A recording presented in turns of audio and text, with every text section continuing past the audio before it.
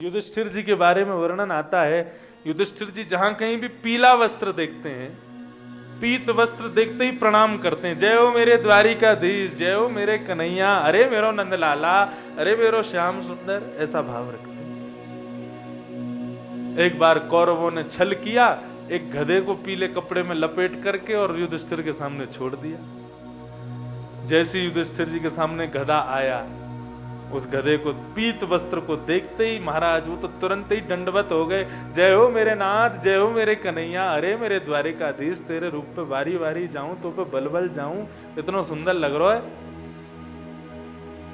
युधिष्ठिर आदि आगे, अरे कौरव आ गए, बोले देखो युधिष्ठिर आज गधे को प्रणाम कर रहा है। युधिष्ठिर जी बोले तुम्हारे लिए गधा होगा, लेकिन पीत वस्त्र पीतांबरी पहनी है तो ये तो मेरो श्याम सुंदर है, ये तो मेरो कन्हैया है। दुर्योधन बोले अरे मूर्ख, इसको मैंने पीला वस्त्र पहना है। बोले कुछ भी हो, मेरा विश्वास है कि ये मेरो कन्हैया है। बोले अच्छा हटा के दिखाऊं वस्त्र? बोले दिखा। जैसे ही वस्त्र हटाया महाराज, था तो गधा ही, लेकिन युधिष्ठिर जी के विश्वास के प्रभाव से त्रिभंग लली द्वारिकाधीश वहां प्रकट हो गए। सर्वभूतेषु यह पश्येत, मतलब कैसे देखना है? ऐसा नहीं, ये तो असंभव है कि मैं सब में भगवान को देख लूं। ठाकुर जी के गुण जब सुनते हो ना कथा में, उन गुणों को दूसरों में देखो। ये वाला गुण जिसमें हो, जैसे बहुत सहज है, कोई यदि सांवला हो, बेचारे का रंग थोड़ा सा डार्क कॉम्प्लेक्शन हो, तो उसको देख के हो गए वाह कन्हैया, ऐसा ही दिखता होगा जब कन्हैया घूमता फिरता होगा। तो कोई नटखट बालक को देखो, चुलबुले बालक को देख के तो हमारे मन मुख से अपने आप सहज निकलता है, ये तो कन्हैया है तुम्हारा पूरा, इतना उधम मचावे। हम उसके गुण के रूप पर उसमें कृष्ण का दर्शन कर लेते हैं। बालकों में ठाकुर जी का दर्शन सहज हो जाता है, मानवों में क्यों नहीं होता? क्योंकि हमको केवल अवगुण ही दिखता है। उसके अंदर जो गुण है उनमें ठाकुर जी का भाव मान करके उसमें ठाकुर जी को देखो, ठाकुर जी का भाव रखो। एक व्यक्ति के खेत में रोज चोरी हो जाती थी। एक दिन उस व्यक्ति ने 10-5 डंडे लेकर के लड़के खड़े कर दिए, बोले आज रात में जैसे चोरी हो पिटाई कर देना। ठीक है। अब उस रात भगवान की दया से, भगवान की अनुकंपा से, भगवान की कृपा, ये सब भी दया कृपा अनुकंपा ही है भगवान की। एक महात्मा बेचारे उस खेत से जा रहे थे और संभवतः वो रात में जहां उनको थकान होती थी वहीं रुक जाते थे। भगवान की ऐसी लीला, वो उस दिन उसी खेत में ही रुक गए। बोले आज रात में यहीं विश्राम करता हूँ, सुबह उठ के चलता। रात में जैसे ही खेत में सोए तो झाड़ियों की हिलने की जब खेत में आवाज आई तो उन लोगों को लगा अरे चोर आ गया, और उनने जाकर के अपने सरदार की आज्ञा मान के सीधे मारना पीटना शुरू। ये भी नहीं देखा कौन है, खूब पिटाई कर दी महाराज, उनके सिर वर फोड़ दिए। जब पिट रहे थे तो क्या कहते हैं, हाय राम, अरे राम, अरे ने धीरे राम, अरे राम ने जोर से लग रही, अरे अरे मेरे लाला ने धीरे मार, अरे लाला लाला, ऐसे चिल्ला रहे। उनमें से एक सज्जन था, बोले रुको रुको रुको, ये क्या बोल रहे हैं यार? बोल रहे हैं राम धीरे मारो, अरे राम लग रही है, राम ने धीरे मारो। सब रुके, सबने थोड़ा प्रकाश किया, बोले अरे ये तो कोई महात्मा है। बाबा आप यहाँ क्या कर रहे हो? अरे चलो आपको लेके चलें वैद्य के पास, आपको बढ़िया उपचार करवाएंगे। वैद्य के पास लेकर के जा रहे थे तो रास्ते में भी कह रहे, बोले वाह राम तेरी लीला, पहले तो मारता है फिर उपचार करवाने ले जाता है, हैं? वाह रे राम, आज तो इतनी जोर जोर से मारी है तेने, अरे भैया लाला तेरी बड़ी लीला। वहां गए, वहां जाकर के डॉक्टर उनका उपचार कर रहा है तो उन्हीं को देखने, वाह क्या बढ़िया लग रहा है, सफेद कोट में बैठो है, मेरे मलहम लगा रहे हो, मुंह को दवाई दे रहे हो, राम तेरी लीला बड़ी अपरंपार। हल्दी का दूध लेकर के एक बालक आया, बोले बाबा पी लो तुम्हारे घाव ठीक हो जाएंगे। अरे राम तेरी लीला ऐसी है, पहले मारे फिर घावन ने दूर करे। ये क्या है? सर्वभूतेषु यह पश्येत, सब में ठाकुर जी का दर्शन करें।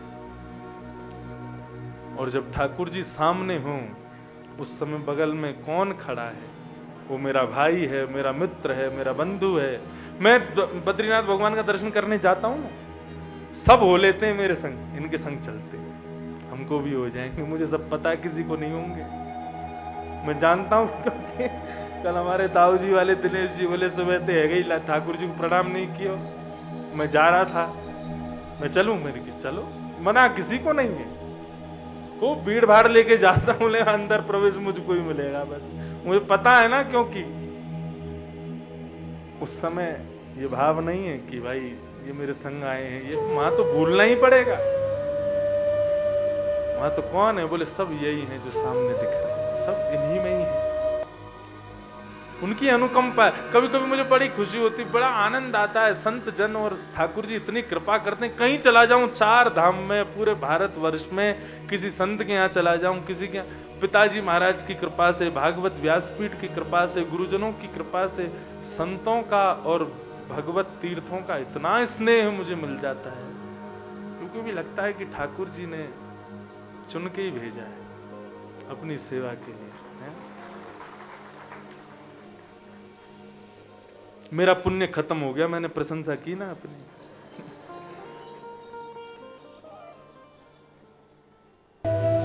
सब में ठाकुर जी को देखो, और जब ठाकुर जी का दर्शन करो, सबको ठाकुर जी में देखो। तुम ही हो मेरे सब। श्री मलुकदास जी महाराज गाते हैं, उत्तम भागवत के लक्षण हमने सुने, 15 मिनट और सुनो। अब मध्यम भागवत के लक्षण क्या है? अगर ये लक्षण आपके अंदर नहीं है तो इसको लिख लीजिए, एक ना एक दिन ये लक्षण आना चाहिए, तभी हम उत्तम बनेंगे। मध्यम भागवतों के लक्षण क्या है? हरि योगेश्वर कह रहे हैं, ईश्वरे तदधीनेषु बालशेषु द्विषस्तु च प्रेम मैत्री कृपापेक्षा य करोति समर्थ्यम्।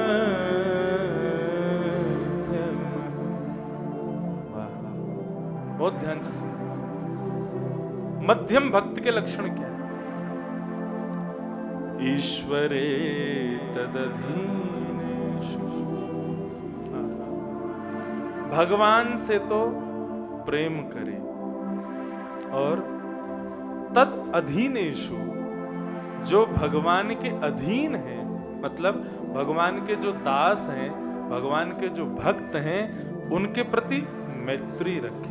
मतलब जब दिखे कोई भजन करने वाला, कोई कीर्तन करने वाला, कोई स्वरूप वाला, कोई स्वरूप मतलब ठाकुर जी के भजन भेष वाला, कोई सुंदर तिलक वाला, कोई सुंदर भजनानंदी सत्संगी कोई दिख जाए, तो उससे मैत्री करने की चेष्टा बनावे। भले ही वो कितनी भी बार डिक्लाइन कर दे, तुमको अनफ्रेंड कर दे, तुम फिर भी उसको रिक्वेस्ट भेजते रहो। मैं सोशल मीडिया की बात नहीं कर रहा हूं, मेरा कहने का मतलब उसके इर्द गिर्द भटकते रहो। कि कैसे भी मेरे को अपनाए, मुझे अपना फ्रेंड बनाए, मुझे अपना मित्र बनाए। तो मध्यम भागवत के लक्षण क्या है? बोले ठाकुर जी से तो प्रेम करे। अब प्रेम की परिभाषा ही बहुत बड़ी है। प्रेम का मतलब क्या है? नारद भक्ति सूत्र में श्री नारद जी महाराज कहते हैं प्रेम क्या है। नारद जी महाराज के नेत्र सजल हो गए जब पूछा गया कि प्रेम क्या है, और नारद जी सजल नेत्रों से कहते हैं प्रेम स्वरूपम अवर्णनीयम, जिसका वर्णन ना हो सके वो प्रेम है। और जो बताया जा सके, जो शब्दों में शब्दों के खांचे में आ सके, वो सब कुछ हो जाएगा, प्रेम नहीं होगा। जिसको कहने में, जिसका वर्णन करने में तुम्हारी वाणी गदगद हो जाए, नेत्र सजल हो जाए, रोम रोम प्रफुल्लित हो जाए, कहना भी ना आ पावे, वो प्रेम है। जो अवर्णनीय है, जो शब्दों का विषय ही नहीं है, वो प्रेम। तो ठाकुर जी से तो प्रेम करे, और तद अधीनेषु, उनके जो भक्त हैं उनसे मैत्री करे। और बाल शेषु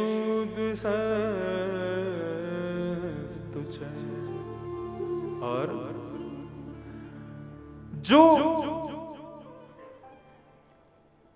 बाल एक प्रकार से कहा जाता है, बालक किसे कहा जाता है बताओ? जो अविवेकी है उसको बालक कहा जाता है। जिसको बोध नहीं है सद असत का, जिसको बोध नहीं है क्या सही है क्या गलत है, उसको बालक कहा जाता है। और यही स्थिति यदि बड़े बूढ़ों में हो,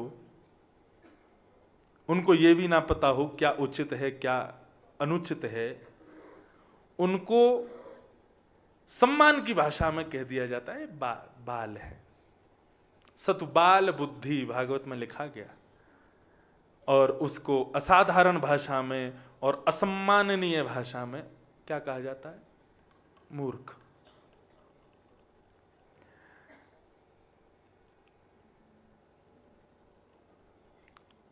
जो अविवेकी हैं, जो ठाकुर जी के स्वरूप को नहीं जानते, सत्संग के स्वरूप को नहीं जानते, जो ठाकुर जी के सुंदर भक्तों के सन्मुख कैसे बैठना चाहिए, प्रसाद की कैसी प्रसाद का कितना सम्मान करना चाहिए, श्री चैतन्य महाप्रभु कहते हैं महाप्रसादे गोविंदे। ठाकुर जी के सन्मुख भोग रखने के बाद वो रोटी दाल चावल सब्जी नहीं है, वो ठाकुर जी का ही रूप है।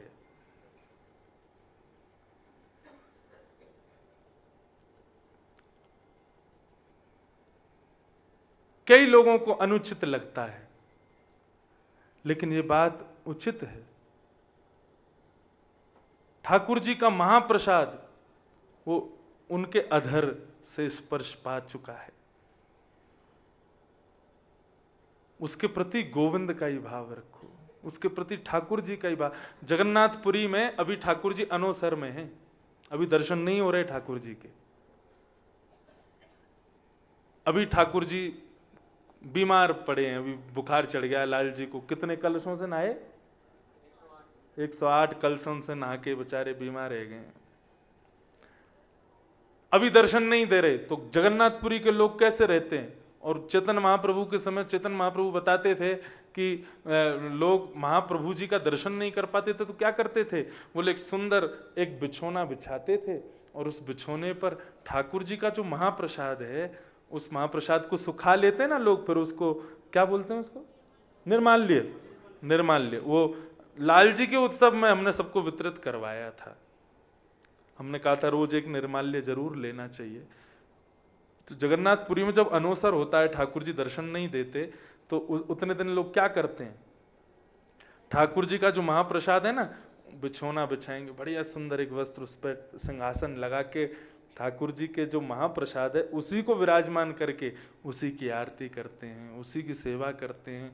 महाप्रसाद को ही ठाकुर जी का रूप मान के उसको वंदन करते हैं।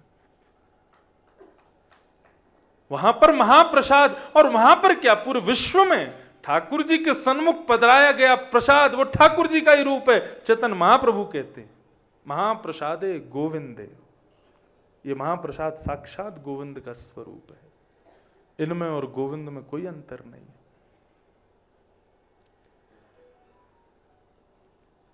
तो मध्यम भक्त का लक्षण बताते हुए कह रहे हैं, बोले जो अविवेकी हैं, जो ठाकुर जी को नहीं जानते, ठाकुर जी के भक्तों को नहीं समझते, ठाकुर जी की लीलाओं का उनका उसकी महिमा गरिमा को नहीं जान पाते, ठाकुर जी के प्रसाद की महिमा को नहीं जानते, उनके प्रति क्या करे? बोले कृपा,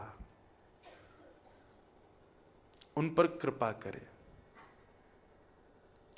कृपा का अर्थ क्या होता है? कृपा का अर्थ होता है या तो समझावे और न समझने पर भी ठाकुर जी से उसकी प्रति क्षमा मांगे। जैसे अब आजकल के यंगस्टर्स कथा बता तो सुनते नहीं हो, कुछ जानते हैं नहीं ठाकुर जी के बारे में। राधा रानी और ठाकुर जी के प्रेम स्वरूप को वे साधारण गर्लफ्रेंड बॉयफ्रेंड का रूप मान लेते हैं और उसको उस रूप में समझ लेते हैं। हमको ये बात पता चल जाए कि ये इस रूप में ठाकुर जी को देखता है, तो या तो उसको समझाओ, और फिर भी ना समझे तो उसकी तरफ से ठाकुर जी से क्षमा मांग लो, भगवान इसको क्षमा कर देना, अविवेक ये जानता नहीं है। मध्यम भक्त के ऊपर कुछ ज्यादा ही जिम्मेवारियां हैं। ठाकुर जी ने जो पढ़ने में आ रहा है, ठाकुर जी से प्रेम करे, तद अधीनेषु, उनके जो अधीन हैं उनसे मैत्री करे, और जो ठाकुर जी के स्वरूप को नहीं जान पाते, उस स्वरूप की अवहेलना कर देते हैं, उन पर कृपा करे।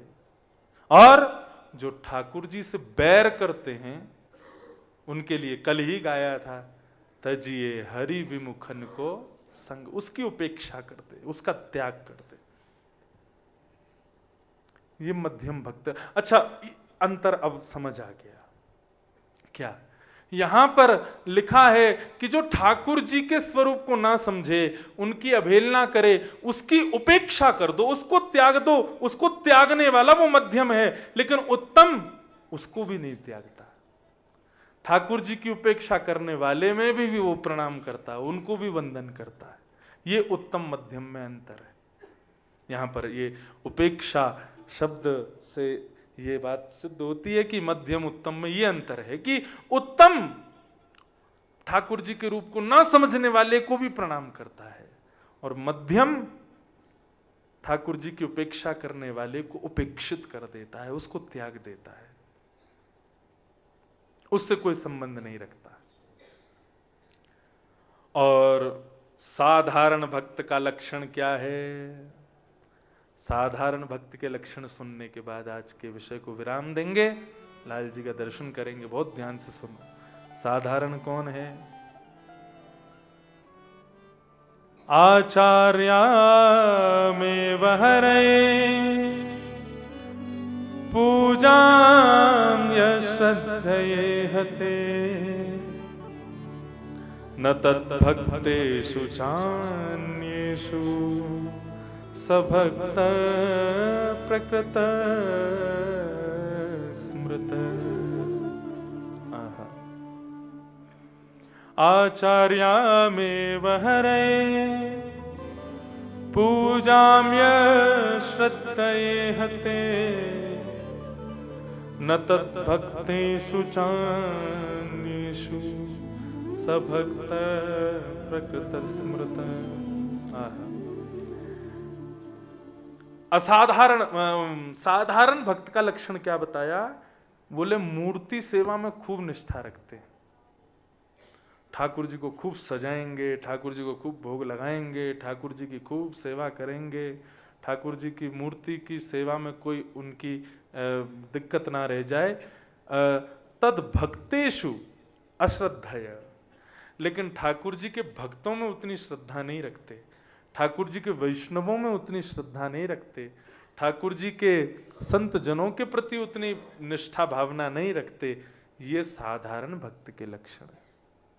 मतलब मैया जाती हैं शंकर जी को स्नान कराने, तो लोटा में नेक्स्ट सो दूध डाल लेंगी, नेक्स्ट सो दही डाल लेंगी, नेक्स्ट से शहद डाल लेंगी, फिर वहाँ में चीनी डाल लेंगी, सब पंचपात्र एक ही लोटे में डाल के, और फिर शंकर जी पर डाल करके और महाराज उनको रगड़ा देती हैं, खूब जोर जोर से, अंगूठी वाले हाथों से रगड़ा, नाक मुंह सब एक हो जाते हैं।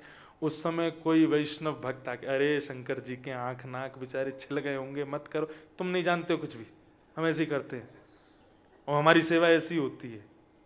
मतलब मूर्ति सेवा में तो प्रतिष्ठित हैं, खूब सेवा कर रहे हैं बेचारे, सब चीज लगा रहे हैं, लेकिन कोई आकर के कहे कि ऐसे नहीं ऐसे कर दो, तो उसकी बात की अवहेलना कर देंगे।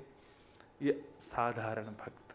या फिर ठाकुर जी की सेवा में खूब निष्ठा, लेकिन ठाकुर जी की सेवा के मध्य में यदि कोई संत आ जाएं, कोई वैष्णव भक्त आ जाएं, कोई विशिष्ट जन आ जाएं, तो उनको देख करके मुंह और फेर लेंगे, ये और आगे अब सेवा में विघ्न आ जाएगा। यही अपराध हुआ था जो गजेंद्र बना था, इंद्रद्युम्न राजा। उस सेवा में तो खूब निष्ठा थी उनकी, लेकिन संत आए तो उनको प्रणाम भी नहीं किया। एक बार को ये भी नहीं कहा कि महाराज बस थोड़ी देर विराजू, मैं बस सेवा करके आता हूं, इतना भी नहीं। संत आए तो उनकी तरफ बस ऐसे तिरछी नजर करके सेवा में ही व्यस्त हो गए और मन में भाव रखने लगे मैं तो सेवा कर रहा हूं, संत को प्रणाम क्यों करूं। उस अपराध का परिणाम कि उसी इंद्रद्युम्न राजा को गजेंद्र बनना पड़ा, वही गज बन के आया जिसका ग्राह ने पैर अपने मुख में लिया था। फिर नारायण खिल गुरो भगवन नमस्ते, भगवान आए उसकी रक्षा के लिए। तब इंद्रद्युम्न राजा जब वो था तब उसने जो स्तुति बनाई थी वही स्तुति उसने तब गाई जब वो गजेंद्र बना, उसी को गजेंद्र मोक्ष कहते हैं। गजेंद्र मोक्ष स्तोत्र, जिसका पाठ करने से दुस्वप्न नहीं आते। दुस्वप्न ना आने का मतलब क्या है? शून्य, रात में सोओगे तो कुछ नहीं दिखेगा, सुबह उठ जाओगे पता ही नहीं चलेगा हम सोए भी थे क्या। और ऐसे करते करते निरंतर गजेंद्र मोक्ष का पाठ करने से क्या होता है, दुस्वप्न तो नष्ट हो जाएंगे, साधारण स्वप्न तो नष्ट हो जाएंगे, शून्य स्वप्न आया करेंगे, स्वप्न आया ही नहीं करेंगे। लेकिन कुछ दिन अनवरत गजेंद्र मोक्ष का पाठ करते रहोगे तो एक दिन नारायण खिल गुरो भगवन नमस्ते, स्वप्न में शंख चक्र गदा पद्मधारी नारायण तुम्हारी रक्षा के लिए पधार रहे हैं, ऐसा दर्शन तुमको होगा। आपने कभी विचार नहीं किया हमको स्वप्न में सब दिखते हैं, ठाकुर जी कभी नहीं दिखते। हमको स्वप्न में दुनिया की सारी चीजें दिख जाती हैं, कभी भगवान क्यों नहीं दिखते? भगवान के 3 प्रकार के दर्शन हैं। स्वप्न दर्शन पहला दर्शन, दूसरा अनुभूति दर्शन, अनुभव होगा ठाकुर जी का, और तीसरा प्रत्यक्ष दर्शन। ठाकुर जी तुम पर रीझ गए हैं ये पहला पता ही कैसे चलेगा? वो स्वप्न में आएंगे, और जब स्वप्न में आ जाएं उसके बाद किसी को बोलना नहीं है, फिर अनुभव दर्शन होगा। अनुभव मतलब तुमको ऐसा अनुभव होगा कि पीछे कोई बैठा था, किसी ने स्पर्श किया। ये जो बालक अभी मेरे से बात करके गया साधारण नहीं था, मैं इस स्थान से अभी निकला, यहाँ से जो अभी बगल से निकल के गया ये कोई असाधारण था। ऐसे अनुभव होने शुरू हो जाएंगे। आप बद्रीनाथ भगवान का दर्शन करने जाओगे तो वहाँ आपको अनुभव होगा कि बद्रीनाथ भगवान आपको देख के मुस्कुरा रहे हैं, नेत्र मटका रहे हैं, अरे वाह, ऐसे ऐसे अनुभूतियां होंगी। ये अनुभव दर्शन। राधा रमन जी का दर्शन करने जाओगे तो कभी कभी ऐसा लगेगा कि ठाकुर जी नहीं खड़े, यूं खड़े हो गए, मुझी को देख रहे हैं। ये अनुभव दर्शन होगा। तो पहला स्वप्न दर्शन, दूसरा अनुभव दर्शन, अनुभूति दर्शन, और तीसरा होगा प्रत्यक्ष तुम्हारे सामने प्रकट हो जाए। ये 3 दर्शन ठाकुर जी के हैं।